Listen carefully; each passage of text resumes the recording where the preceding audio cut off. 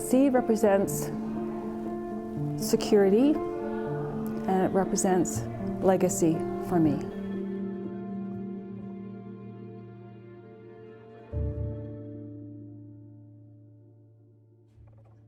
It's like a miracle. It's just an amazing thing to have this tiny little piece of life, and by the end of the season it's this huge plant with fruit and vegetables. Every seed you create represents potential. Any seed that's wasted or mismanaged represents lost potential. My seed saving journey started when I moved to Thunder Bay from Southern Ontario. Sillily enough, I didn't bring any of my seeds with me because I assumed I could get them here. Had to start all over again because it was a different zone completely. And it took me several years to find seeds that would work in this climate and in the soil that we have. And then they started disappearing. And that's when I started saving seeds because I couldn't count on those seeds being available. In our area in Thunder Bay in particular, it's a matter of food security, but that applies to any climate, anywhere in the world, that the seeds grown locally are going to be the ones that have slowly adapted themselves to that area and will grow better and produce more food or more flowers. I think it is criminal that corporations can prevent farmers from saving their own seed, can fine farmers for growing seeds. That I think that is like against all human rights, really. We have the right to grow food, we have the right to save seed. There's very few GMO seeds find their way into garden seeds for homeowners. They're more on the field crop level.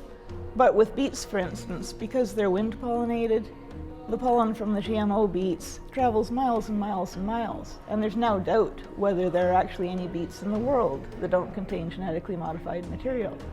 And you can't go back to the original. We don't know how to do that yet. So that's a genetic information package that's lost, likely forever.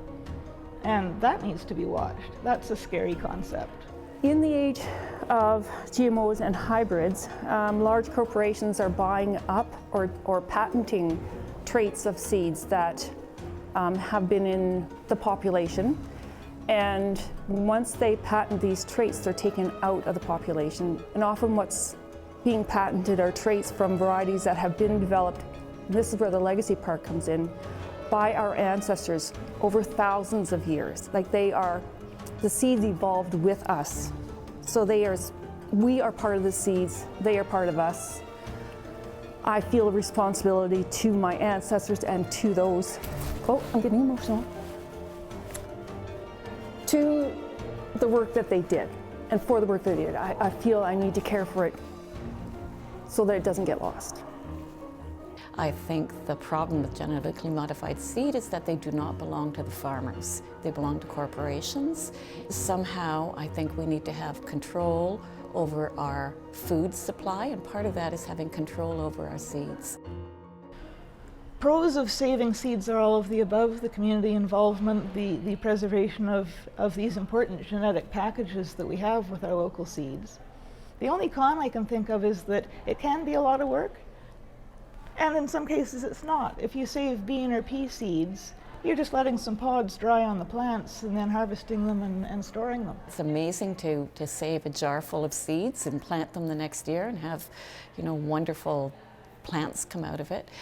So it's a lot of fun. It's interesting because you could also try to do your own breeding, where you choose the best plants, or you choose plants that grow fruit that have a particular characteristic that you want to carry on. Sometimes mice will eat your seed, so you have to be careful about how you store them. It does take a little bit of time to incorporate it into your life. Once it was part of every gardener's and farmer's life. It was part of the community, and it's been slowly taken away.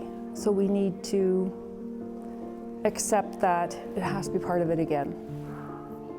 It's really, really easy. Trust the seed.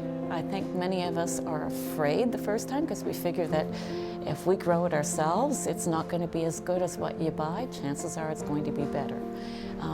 So my advice would be buy open pollinated seed because they breed true, and start with the easy things like beans, peas. They're really easy to save, and from there, if you get hooked, it'll go on. Come to Seedy Saturday events.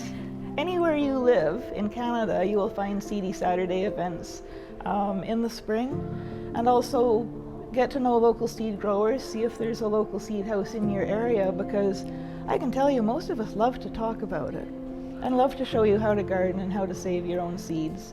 And there's a great pleasure in doing that, and you're doing something good for your community. Start. Just start someplace. Don't expect a lot. Seeds can take care of themselves, and become involved with the community of seed savers because it's a big family.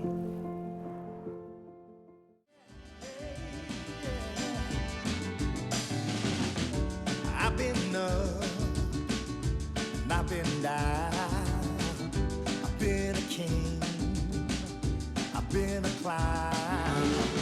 There ain't a straight road through life. There's twists and turns and bullets to buy. All those little things, the choices that you make, tough decisions.